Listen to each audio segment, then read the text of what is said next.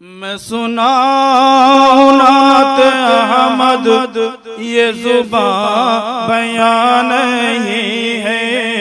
कोई चीज मेरे जज्बों के भीतर जमा नहीं है। अरे बेखबर तबीबो, तुम्हें ये खबर नहीं है, तुम्हें ये खबर नहीं है। अरे बेखबर तबीबो, अरे बेखबर तबीबो, तुम्हें ये खबर नहीं है, तुम्हें ये खबर नहीं है।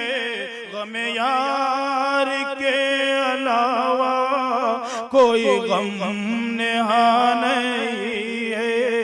मैं सुनाऊं नात अहमद, ये जुबां बयां नहीं है। पूरे शेर सुन लीजिए बतौर खास, शायद इसी के लिए आप फरमाइश कर रहे हो। और मुझे भी, मैंने भी बहुत तड़प और जुस्तजू के साथ ये कहा है कि मेरे दर्द की दवाएं न कहीं कहीं तलाशो, न यहाँ वहाँ तलाशो। मेरे दर्द की दवाएं, मेरे दर्द की दवाएं न इधर उधर तलाशो। मेरे दर्द की दवाएं न कहीं कहीं तलाशो, न कहीं कहीं तलाशो।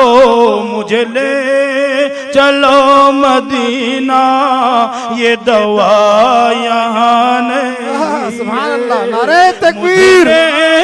चलो मदीना, ये दवा यहाँ नहीं है। मैं सुनाऊं नात अहमद, ये जुबां बयां नहीं है।